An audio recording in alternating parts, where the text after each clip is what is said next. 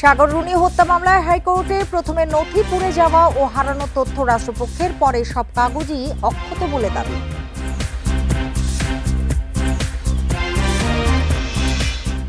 বিশ্ববিদ্যালয় ছাত্র পারভেজ হত্যা মামলায় বৈষম্য বিরোধী ছাত্র আন্দোলনের নেতা হৃদয় মিয়াজি চট্টগ্রামে গ্রেপ্তার, পুলিশের কাছে হস্তান্তর।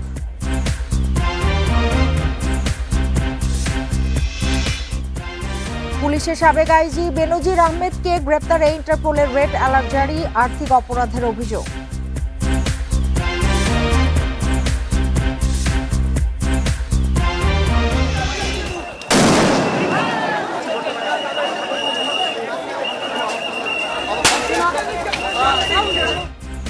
তুচ্ছ ঘটনা থেকে আবারও সংঘর্ষে জড়ালো ঢাকা কলেজ ও সিটি কলেজের শিক্ষার্থীরা, পুলিশ সহ আহত অর্ধশত।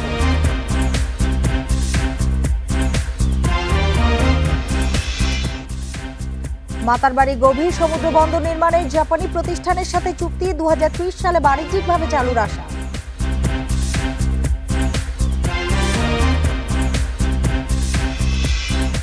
আমন্ত্রণ বিরতিহীন রাত 9টায় বাংলাদেশে আপনাদের সঙ্গে আছি আমি সুমনা সিমি। এতক্ষণ জানাচ্ছিলাম শিরোনামগুলো, এবার জানাবো পুরো খবর। সাগর রুনি হত্যা মামলার অনেক নথি পুড়েছে বা পাওয়া যাচ্ছে না বলে হাইকোর্টের শুনানিতে প্রথমে জানানো হয়। পরে রাষ্ট্রপক্ষ দাবি করেন সব কাগজপত্রই অক্ষত রয়েছে। দুপুরে ব্রিফিংয়ে অতিরিক্ত অ্যাটর্নি জেনারেল বিষয়টি নিশ্চিত করেন।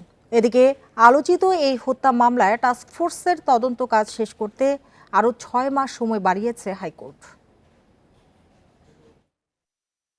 2012 সালের 11 ফেব্রুয়ারি রাজধানীর পশ্চিম রাজাবাজারের বাসায় খুন হন সাংবাদিক দম্পতি সাগর সারোয়ার ও মেহেরুন রুনি। এরপর 13 বছর পেরিয়ে গেলেও এখনও কুল কিনারা হয়নি এই হত্যা মামলার। অন্তর্বর্তী সরকার দায়িত্ব নেওয়ার পর গত অক্টোবরে হাইকোর্টের নির্দেশে 4 সদস্যের উচ্চ পর্যায়ের টাস্ক ফোর্স গঠন করা হয়। পিবিআইয়ের নেতৃত্বে তদন্ত দলকে 6 মাসের মধ্যে প্রতিবেদন দিতে বলা হয়। মঙ্গলবার বিচারপতি ফাতেমা নজিব ও বিচারপতি শিকদার মাহমুদ রাজির হাইকোর্ট বেঞ্চে ওই তদন্তের অগ্রগতির উপর শুনানি হয়। এ সময় রাষ্ট্রপক্ষ আদালতকে জানায় মামলার গুরুত্বপূর্ণ কিছু নথিপত্র খুঁজে পাওয়া যাচ্ছে না। সাগর রুনি হত্যা মামলাটি বেশ পুরনো হওয়ায় তদন্তের জন্য রাষ্ট্রপক্ষ আরও 9 মাস সময়ের আবেদন করে, পরে 6 মাস সময় বাড়ায় আদালত। রাষ্ট্রপক্ষ একটু বলার চেষ্টা করেছেন যে অনেক কিছুই ডিসঅ্যাপিয়ার হয়ে গেছে, অনেক কিছুই অনেক দিনের আগের নথি, অনেক কিছুই খুঁজে পাওয়া যায়নি। সিডি ডিভিডি কোন জায়গার কি হয়েছে, মিসপ্লেস হয়ে গেছে, যথেষ্ট জায়গায় নাই, এই সমস্ত কথা তিনি বলেছেন। কারণ আদালত প্রশ্ন করেছিলেন এত সময় কেন দরকার হবে। 9 মাস যেহেতু তারা সময় চেয়েছেন, সেই জন্য তার জাস্টিফিকেশন করতে গিয়ে কিছু কথা বলেছেন যে এভিডেন্সগুলো অনেক কিছু ডিসঅ্যাপিয়ার হয়ে গেছে। এদিকে শুনানিতে মামলার নথি গায়েবের কথা উঠে এলেও পরে ব্রিফিংয়ে বিষয়টি খোলাসা করে রাষ্ট্রপক্ষ। হত্যা মামলার সব কাগজপত্রই অক্ষত আছে বলে নিশ্চিত করেন অতিরিক্ত অ্যাটর্নি জেনারেল। ডিবি অফিসার অনেক গায়েবের প্রশ্ন, গায়েব শব্দটা আমি ব্যবহার করিনি। জিনিসটা হচ্ছে ডিবির অনেক অফিসার চেঞ্জ হয়ে গেছে। অনেক অফিসার এই মেমোগুলা থাকে রেকর্ড অফিসারদের কাছে থাকে, তাদের থেকে নিয়ে আসা হয়েছে। এসে তাদের এখন ওই অফিসারকে খুঁজে বের করে ভাই আপনি এটা কেন করেছেন, এই জিনিসটা কি হয়েছে, এটা কতটুক হয়েছে, কত কিভাবে হয়েছে, কেমনে হচ্ছে, এই জিনিসগুলো তখন দেখতে হয়। সাগর রুনি হত্যা মামলা প্রথমে ছিল ডিবির কাছে, পরে 1 যুগেরও বেশি সময় ধরে আছে র্যাবের হাতে। এর মধ্যে এখন পর্যন্ত সময় বাড়ানো হয়েছে 117 বার। Zahidul Bashar, independent news, Dhaka. Prime Asia বিশ্ববিদ্যালয়ের শিক্ষার্থী জাহিদুল ইসলাম পারভেজ হত্যা মামলায় বৈষম্য বিরোধী ছাত্র আন্দোলনের বনানী থানা শাখার যুগ্ম সদস্য সচিব হৃদয় মিয়াজিকে চট্টগ্রামে গ্রেপ্তার করেছে র্যাব। পরে তাকে পুলিশের কাছে হস্তান্তর করা হয়েছে। গ্রেপ্তার হৃদয় মিয়াজি এজাহারভুক্ত 5ম আসামি। এর আগে এই হত্যা মামলায় গ্রেপ্তার 3 জনকে রিমান্ডে পাঠানো হয়। ঘটনা তদন্তে এরই মধ্যে 5 সদস্যের কমিটি গঠন করেছে বিশ্ববিদ্যালয় প্রশাসন। শনিবার প্রাইম এশিয়ার ক্যাম্পাসের সামনে ছুরিকাঘাতে হত্যা করা হয় টেক্সটাইল ইঞ্জিনিয়ারিংয়ের শিক্ষার্থী পারভেজকে। হত্যাকাণ্ডের সুষ্ঠু বিচার দাবিতে সোমবার ক্যাম্পাসের সামনে অবস্থান কর্মসূচি পালন করেন শিক্ষার্থীরা। হত্যাকাণ্ডের আগে বনানীর স্কলার ইউনিভার্সিটির 2 ছাত্রীকে ইপটিজিংয়ের অভিযোগে পারভেজের সাথে তর্কে জড়ায় শিক্ষার্থীরা। পরে 3 জনকে সাময়িক বহিষ্কার করে প্রাইম এশিয়া কর্তৃপক্ষ। সেই সাথে 2 ছাত্রীর সম্পৃক্ততা খতিয়ে দেখতে স্কলার ইউনিভার্সিটির ভিসিকে চিঠি দেওয়া হয়েছে। পুলিশের সাবেক মহাপরিদর্শক বেনজির আহমেদের বিরুদ্ধে রেড অ্যালার্ট জারি করেছে আন্তর্জাতিক পুলিশ সংস্থা ইন্টারপোল। বিকেলে পুলিশ সদর দপ্তর থেকে এ তথ্য জানানো হয়েছে। জুলাই গণ অভ্যুত্থানে ক্ষমতাচ্যুত প্রধানমন্ত্রী শেখ হাসিনা সহ 12 জনের বিরুদ্ধে রেড অ্যালার্ট জারির জন্য ইন্টারপোলের কাছে আবেদন করা হয়। ইন্টারপোলের কাছে আলাদা 3টি ধাপে আবেদন করে বাংলাদেশ পুলিশের national central bureau NCB. Police জানিয়েছে, শেখ হাসিনা সহ যে 12 জনের বিরুদ্ধে রেড অ্যালার্ট জারির আবেদন করা হয়েছে, তাদের মধ্যে বেনজিরের বিরুদ্ধে করা আবেদনে আর্থিক অপরাধের অভিযোগ তুলে ধরা হয়েছে। অন্যদের বিরুদ্ধে করা আবেদনে মানবতা বিরোধী অপরাধে জড়িত থাকার তথ্য উপাত্ত যুক্ত করা হয়েছে। এদিকে ইন্টারপোলের ওয়েবসাইটে বেনজির আহমেদের ছবি ও তথ্য মোস্ট ওয়ান্টেড তালিকায় এখনও দেখা যায়নি।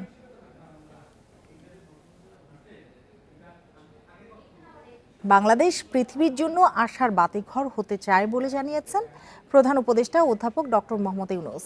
মঙ্গলবার কাতারের দোহায় আর্থ না শীর্ষ সম্মেলনের উদ্বোধনী অনুষ্ঠানে বিশ্ববাসীর উদ্দেশ্যে দেয়া বক্তব্যে তিনি এসব কথা বলেন।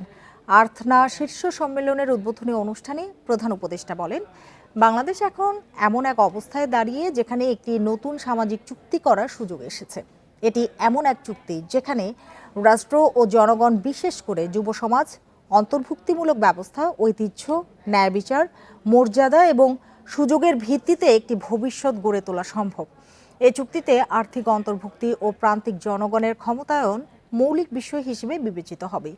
একটি সমৃদ্ধ এবং টেকসই ভবিষ্যতের স্বপ্নের কথা উল্লেখ করে ডক্টর ইউনূস বলেন, তবে এখন এমন কিছু হুমকি রয়েছে যা আমাদের উন্নয়নকে বিপথে ঠেলে দিতে পারে।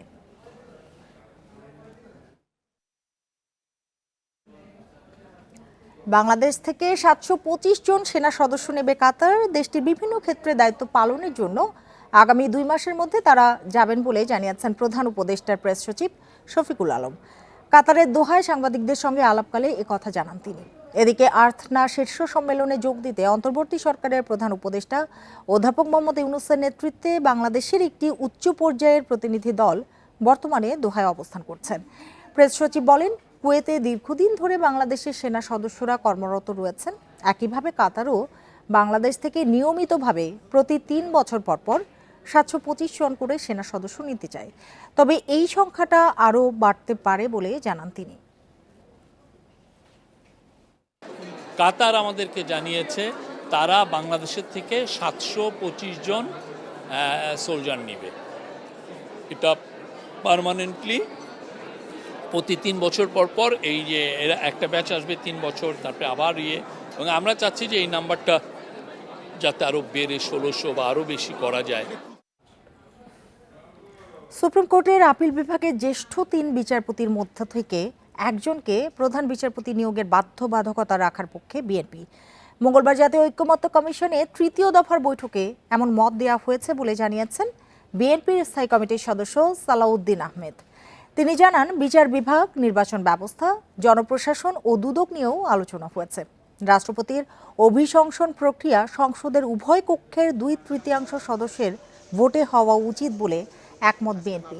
ন্যায়পাল নিয়োগেও সম্মতি তাদের। তবে প্রধান বিচারপতি নিয়োগের ক্ষেত্রে জ্যেষ্ঠ 3 জন বিচারপতির মধ্য থেকে একজনকে নিয়োগের বিধান রাখার সুপারিশ করেছে দলটি। কমিশনের অধিকাংশ সুপারিশের সঙ্গে বিএনপি একমত। একথা জানিয়ে সালাউদ্দিন আহমেদ বলেন, সংবিধানের 8ম, 9ম, 10ম, দ্বাদশ ও 5ম সংশোধনী পূর্বের অবস্থায় ফিরিয়ে আনার কথা বলেছেন তারা। ধর্মনিরপেক্ষতা বিলুপ্ত করার বিষয়েও একমত দলটি। একটা নতুন বিধান যুক্ত করতে হবে সংবিধানে। 95-এ আমরা বিচার বিভাগের স্বাধীনতা নিশ্চিত করার জন্য অঙ্গীকার আবদ্ধ, কিন্তু সবকিছু আমরা আইনানুগভাবে এবং সাংবিধানিকভাবে করতে চাই। এক সপ্তাহ পর আবারও সংঘর্ষে জড়ালো ঢাকা ও সিটি কলেজের শিক্ষার্থীরা। সকাল থেকে কয়েক দফা সংঘর্ষে শিক্ষার্থী সহ অন্তত 50 জন আহত হয়েছে। পরে লাঠিপেটা করে ও কাঁদানে গ্যাস ছুড়ে পরিস্থিতি নিয়ন্ত্রণে আনে পুলিশ। আইনশৃঙ্খলা বাহিনী জানিয়েছে, তুচ্ছ ঘটনাকে কেন্দ্র করে এই সংঘর্ষ। সোমবার ধানমন্ডিতে ঢাকা কলেজের এক শিক্ষার্থীকে মারধর করে কয়েকজন যুবক। তাদের মধ্যে একজন সিটি কলেজের শিক্ষার্থী ছিল বলে দাবি ঢাকা কলেজ শিক্ষার্থীদের। পূর্ব শত্রুতার জেরে মারধরের ঘটনা ঘটেছে বলে দাবি ঢাকা কলেজের। মঙ্গলবার সেই ঘটনা গড়ায় সংঘর্ষে। সকালে সিটি কলেজের সামনে জড়ো হন ঢাকা কলেজের শিক্ষার্থীরা। তারা সিটি কলেজের গেটে ইটপাটকেল মারতে থাকেন। পুলিশ তাদের ক্যাম্পাসে ফেরত পাঠালেও কিছুক্ষণ পর সড়কে নামে সিটি কলেজের শিক্ষার্থীরা। পুলিশ তাদের ধাওয়া দিলে যানবাহনে ভাঙচুর চালায়। তাদের উপর যখন সিটি কলেজের স্টুডেন্টরা পাল্টা আক্রমণ করছে নিজেদের কলেজকে বাঁচানোর জন্য, কারণ পুলিশ তো নিরাপত্তা দিতে ব্যর্থ, তারা দাঁড়িয়ে দাঁড়িয়ে দেখছে, তখন পুলিশ আমাদের কলেজের স্টুডেন্টদের মাথা ফাটাইছে, মেরে পা ফাটাইছে এবং গুরুতরভাবে আহত করছে। সিটি কলেজ কর্তৃপক্ষের দাবি, ঢাকা কলেজ শিক্ষার্থীদের সাথে কয়েকজন সন্ত্রাসী মিলে তাদের উপর হামলা চালায়। পুলিশের ভূমিকা নিয়েও প্রশ্ন তোলেন তারা। যে তাদের স্টুডেন্ট কোনো ধরনের অন্যায় কাজে লিপ্ত হবে না, গন্ডগোল করবে না। আমরাও আমাদের ছাত্ররা এই ধরনের কোনো ধরনের গন্ডগোলে যাতে লিপ্ত না হতে পারে, সকাল থেকে আমরা আমাদের শিক্ষকদেরকে বিভিন্ন গ্রুপ করে বিভিন্ন জায়গায় পাঠিয়ে দিয়েছি। তারপর আমরা হঠাৎ করে দেখলাম 11টায় কিছু ছাত্র নামের দুষ্কৃতকারীরা এই ঢাকা সিটি কলেজের স্থাপনার উপর হামলা করলো। এদিকে বেলা 12টায় পরিস্থিতি কিছুটা শান্ত হলেও দুপুর 1:30টার দিকে আবার সড়কে নামে ঢাকা কলেজের শিক্ষার্থীরা। এ সময় পুলিশ বাধা দিতে চাইলেও থামানো যায়নি। সংঘর্ষে জড়ায় দুই কলেজ। পরে টিয়ার শেল ও সাউন্ড গ্রেনেড ছুড়ে পরিস্থিতি নিয়ন্ত্রণে আনে পুলিশ। কারণে আমাদেরকে তো অনেক পুলিশ সদস্য আমরা সহ আমরা কিন্তু আহত হয়েছি। তারপরে আমরা চিন্তা করলাম দেখি ওদেরকে ঠেলানো যায় কিনা। তো একটা পর্যায়ে আমরা টিয়ার শেলও মারতে বাধ্য হয়েছি যে ডিসপার্স করার জন্য। তাছাড়া আমাদের উপর প্রচুর পরিমাণে বৃষ্টির মতো ইট মারতেছিল। তো এই অবস্থা এখন স্বাভাবিক, ওরা ডিসপার্স হয়ে গেছে, ভিতরে হয়তো আছে কিছু, আর যান চলাচল স্বাভাবিক, এই মুহূর্তে স্বাভাবিক। কিন্তু আমরা চাই যে এর একটা পার্মানেন্ট সলিউশন। তুচ্ছ ঘটনাকে কেন্দ্র করে প্রায় সংঘর্ষে জড়ায় ঢাকা কলেজ ও সিটি কলেজের শিক্ষার্থীরা। Khaled Raihan, independent news, Dhaka. মৃত্যুদণ্ডের রায়ের বিরুদ্ধে জামায়াত নেতা এটিএম আজহারের আপিল শুনানি আগামী 6 মে। গুরুত্ব বিবেচনায় শুনানিতে থাকবেন আপিল বিভাগের সব বিচারপতি। সকালে প্রধান বিচারপতি সৈয়দ রেফাত আহমেদের নেতৃত্বে আপিল বেঞ্চ এই তারিখ ঠিক করেন। মানবতা বিরোধী অপরাধের এটাই প্রথম কোনো মামলা যেটি রিভিউ আবেদন থেকে পুনরায় পূর্ণাঙ্গ আপিল শুনানি হচ্ছে। ক্ষমতাচ্যুত আওয়ামী লীগের শাসনামলে আন্তর্জাতিক অপরাধ ট্রাইব্যুনালে মৃত্যুদণ্ডপ্রাপ্ত জামায়াত নেতা এটিএম আজহারুল ইসলাম 1 যুগেরও বেশি সময় ধরে কারাগারে। মঙ্গলবার তার মৃত্যুদণ্ডের বিরুদ্ধে আপিল আবেদন প্রধান বিচারপতির আদালতে উঠলেও শুনানি হয়নি। মামলার গুরুত্ব বিবেচনায় সব বিচারপতির উপস্থিতিতেই পূর্ণাঙ্গ বেঞ্চে হবে শুনানি। আইনজীবীরা জানান, এই আপিলে কেবল এটিএম আজহারের মৃত্যুদণ্ডের বিষয় নয়, অন্যান্য জামাত নেতাদের ফাঁসির বৈধতা নিয়েও ওঠা প্রশ্নের উত্তর মিলবে। আন্তর্জাতিক আইনের স্ট্যান্ডার্ড যদি মানা হতো, আমরা সবাই নির্দ্বিধায় মনে করি যাদেরকে ফাঁসি কাস্টে ঝুলানো হয়েছে এবং আজকে যার বিচার করার জন্য আমরা পুনরুত্থান করেছি, রিভিউ ফাইল করেছি, যাদেরকে ফাঁসি কাস্টে ঝুলানো হয়েছে আন্তর্জাতিক স্ট্যান্ডার্ড মানলে তাদের সকলকেই বেকসুর খালাস দিতে হতো। আপিল শুনানির জন্য আদালতে উপস্থিত হন জামায়াতের কেন্দ্রীয় নেতারা। আওয়ামী লীগ সরকারের পতনের পর অনেক নেতারা মামলা থেকে মুক্তি পেলেও 8 মাসেও আইনি প্রক্রিয়ায় এটিএম আজহার মুক্তি না পাওয়ায় অসন্তোষ জানান তারা। সারা দেশের লক্ষ কোটি আমাদের নেতা কর্মী শুভাকাঙ্ক্ষী যারা ন্যায় বিচারের প্রত্যাশায় দিন গুনছেন তারা ব্যথিত। আমরা হতাশ নেই এই কারণে যে আদালতের কাছে আমরা সুবিচারের জন্য ধৈর্য ধারণ করছি। আমরা আশা করি আদালত আমাদের প্রতি সুবিচার করবেন। 1971 সালে মানবতা বিরোধী অপরাধের দায়ে 2014 সালের ডিসেম্বরে জামায়াতের এই নেতার মৃত্যুদণ্ড দেয় আন্তর্জাতিক অপরাধ ট্রাইব্যুনাল। পরে আপিল বিভাগেও বহাল থাকে রায়। Zahidul Bashar, independent news, Dhaka. কক্সবাজারের মাতারবাড়িতে দেশের প্রথম গভীর সমুদ্র বন্দর নির্মাণের জন্য জাপানি প্রতিষ্ঠানের সাথে চুক্তি করেছে সরকার। মঙ্গলবার সকালে রাজধানীর একটি হোটেলে জাপানি প্রতিষ্ঠানের সঙ্গে এই চুক্তি করে চট্টগ্রাম বন্দর কর্তৃপক্ষ। আগামী 4 বছরের মধ্যে একটি কন্টেইনার জেটি এবং একটি মাল্টিপারপাস জেটি সহ টার্মিনাল নির্মাণ হবে। এতে তুলনামূলক কম খরচে আমদানি রপ্তানি বাণিজ্যে পণ্য পরিবহন সম্ভব হবে। কক্সবাজারের মাতারবাড়িতে নির্মিত হচ্ছে দেশের প্রথম গভীর সমুদ্র বন্দর। উন্নত প্রযুক্তি ও আন্তর্জাতিক মানের অবকাঠামো সুবিধাসহ প্রকল্পটি অর্থায়ন করবে জাপানের উন্নয়ন সংস্থা জাইকা। আগামী 4 বছরে 460 মিটার দীর্ঘ একটি কন্টেইনার জেটি এবং 300 মিটার দীর্ঘ আরও একটি মাল্টিপারপাস জেটি সহ টার্মিনাল নির্মাণ হবে। মঙ্গলবার জাপানের পেন্টা ওশিয়ান এবং থোয়া কর্পোরেশনের সঙ্গে এ বিষয়ে চুক্তি সই হয়। জানানো হয় 2029 সালের মধ্যে প্রকল্পটির প্রথম ধাপের নির্মাণ কাজ শেষ হবে। সমুদ্র বন্দরে পুরো প্রকল্পের ব্যয় ধরা হয়েছে প্রায় 24,300 কোটি টাকা। 2030 সালের শুরুতে গভীর সমুদ্র বন্দরটির বাণিজ্যিক ব্যবহার শুরু হবে বলে আশা করা হচ্ছে। মাতারবাড়ি সমুদ্রবন্দর চালু হলে এটি বাংলাদেশের সাথে আন্তর্জাতিক বাজারে সংযোগ স্থাপনে সহায়তা করবে। এতে বাংলাদেশের সক্ষমতা বাড়বে, পাশাপাশি বিদেশি বিনিয়োগ বাড়াতেও সহায়তা করবে। সংশ্লিষ্টরা বলেন, বন্দরটি নির্মিত হলে দক্ষিণ এশিয়ায় বাংলাদেশের অবস্থান আরও দৃঢ় হবে, বাড়বে আন্তর্জাতিক বাণিজ্যের সক্ষমতা। 30-এর মধ্যে Matarbari port will be functional, মানে এখানে আমাদের যে কার্যক্রম আছে সেটা যেটা আমরা বলি মাদারশিপ, বড় জাহাজগুলো ভিড়তে পারবে, যেখানে আপনার লাইটারেজের দরকার হবে, অটোমেটেড করে ফেলতে পারি বেশিরভাগ ক্ষেত্রে, তাহলে পোর্ট এফিসিয়েন্সি বাড়বে। 14.5 মিটার গভীরতার কৃত্রিম এই চ্যানেলের কারণে 8 থেকে 9,000 TEUS ধারণ ক্ষমতার জাহাজও সহজেই নোঙর করতে পারবে মাতারবাড়িতে। এই বন্দর বাংলাদেশকে বাণিজ্যিক হাবে পরিণত করবে বলেও জানান নৌ পরিবহন উপদেষ্টা। Mehedi Hasan, independent news. ঢাকা উত্তর সিটি কর্পোরেশনকে মশামুক্ত করতে এবার দায়িত্ব দেওয়া হচ্ছে সেনাবাহিনীকে। আগাম প্রস্তুতি হিসেবে সরকারি ও বেসরকারি প্রতিটি হাসপাতালে রাখা হবে আলাদা ডেঙ্গু ইউনিট। সিটি কর্পোরেশনের প্রতিটি ওয়ার্ডে ডেঙ্গু শনাক্তের পরীক্ষা করা যাবে বিনা পয়সায়। মঙ্গলবার সকালে সংবাদ সম্মেলন করে এসব তথ্য জানান ডিএনসিসির প্রশাসক। আসছে বর্ষা, এই সময় ডেঙ্গুর প্রকোপ বৃদ্ধির আশঙ্কা রয়েছে। ফলে আগে থেকেই নড়েচড়ে বসেছে ঢাকা উত্তর সিটি কর্পোরেশন ডিএনসিসি। সকালে ডিএনসিসির কার্যালয়ে বিভিন্ন হাসপাতালের প্রতিনিধিদের সঙ্গে মতবিনিময় করেন প্রশাসক। গতবার বা তার আগের বার বিশেষ করে দেখেছি যে রোগীরা কোথায় যাবে না যাবে এটা বুঝতে পারেন না এবং কি করবে এটা বুঝতে পারেন না, সেজন্য কাউন্সিলিং একটা গুরুত্বপূর্ণ বিষয়। আমরা এক্সপেক্ট করছি, মানে ভয় পাচ্ছি যে এইবারের সিভিয়ারিটি বোধহয় আরো খারাপ হবে। হাসপাতালে একটি মশা উঠছে, সেই মশাটি ডেঙ্গু পজিটিভ। এটাতে কি মিন করে হচ্ছে যে আপনি হাসপাতালে যে ডেঙ্গু রোগীটি রেখেছিলেন সেই ডেঙ্গু রোগীটি ওপেন।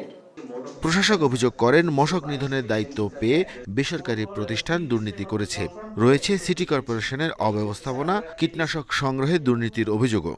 মশা মারতে আমরা কামান দাগাচ্ছি, সেই কামান ঠিকমতো দাগানো হচ্ছে কিনা সেই জন্য আবার লোক নিয়োগ করছি, সেই লোক ঠিকমতো কাজ করছে কিনা সেজন্য এখন আবার আর্মি নিয়োগ করছি। আমরা কতজনকে কন্ট্রোল করব? যেই থার্ড পার্টি দিয়ে আমরা মশা ওষুধগুলো ছিটাতাম, আমরা সিদ্ধান্ত নিয়েছি তাদেরকে দিয়ে আর এই কাজটি করাবো না। আমরা এবার আর্মিদেরকে দিয়ে, বিএমটিএফকে দিয়ে আমরা এই কাজটি করাবো। এসব প্রতিরোধে এবার মশার ঔষধ ছিটানো থেকে শুরু করে মশক নিধন কার্যক্রম দেখভালের দায়িত্ব দেওয়া হয়েছে বাংলাদেশ সেনাবাহিনীকে। প্রতিটি হসপিটালে একটা ডেডিকেটেড ডেঙ্গু ইউনিট আমরা করাতে চাই। তো সেই ক্ষেত্রে আপনারা প্রস্তুত কিনা আপনারা আমাদেরকে এই মাসের মধ্যে যেহেতু আরো 10 দিন আছে, আপনাদের প্রস্তুতিটা আমাদেরকে একটুখানি দয়া করে চিঠি দিয়ে জানাবেন। আমরা হসপিটালকে ডেডিকেটেডলি ক্লিন করার জন্য লোক নিয়োগ করে দেব।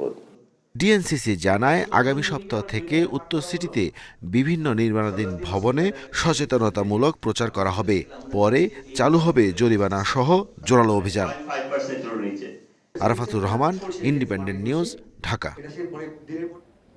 2 দিনে স্বর্ণের দাম ভরিতে বাড়ল 10,000 টাকার বেশি।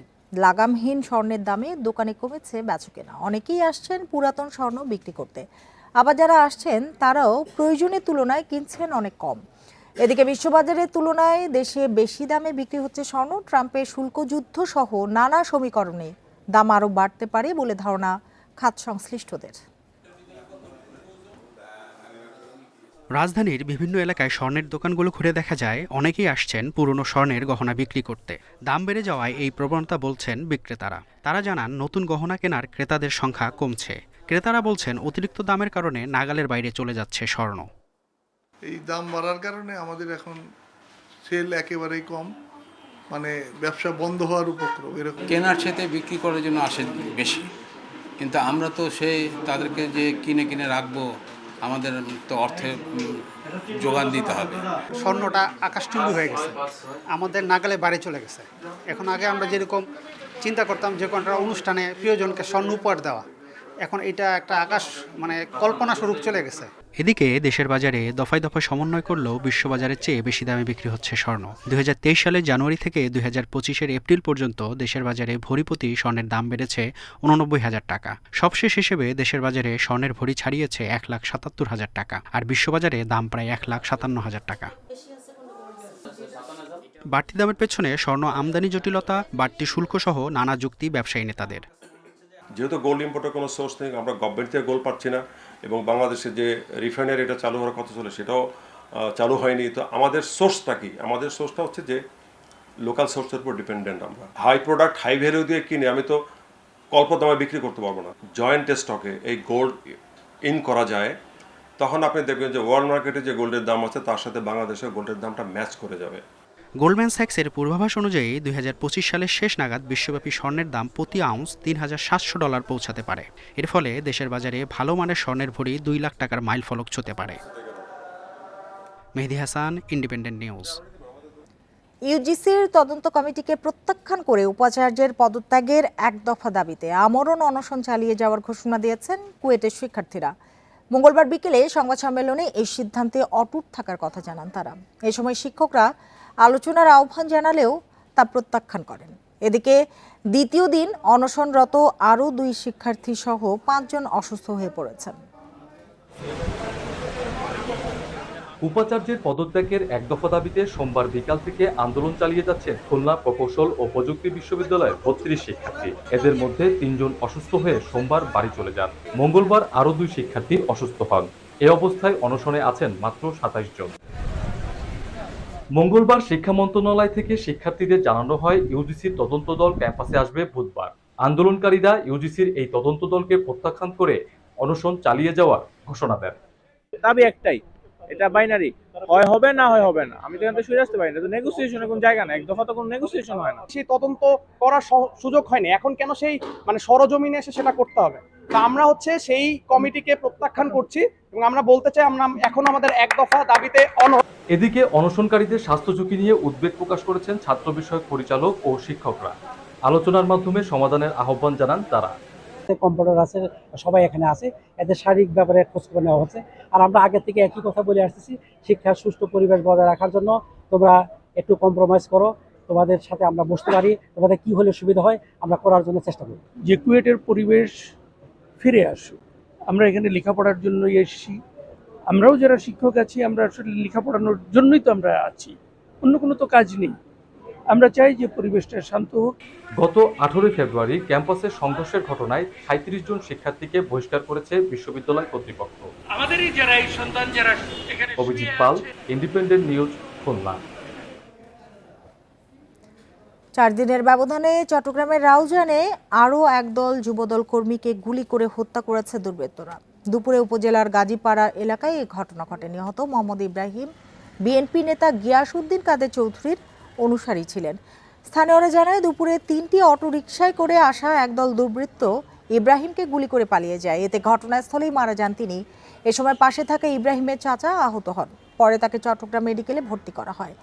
ইব্রাহিম স্থানীয় যুব দলের রাজনীতির সাথে যুক্ত ছিলেন। এর আগে শনিবার রাতে দক্ষিণ রাউজানের বাগওয়ান ইউনিয়নের গরিবুল্লাহ পাড়ায় যুবদল কর্মী আব্দুল্লাহ মানিককে গুলি করে হত্যা করা হয়।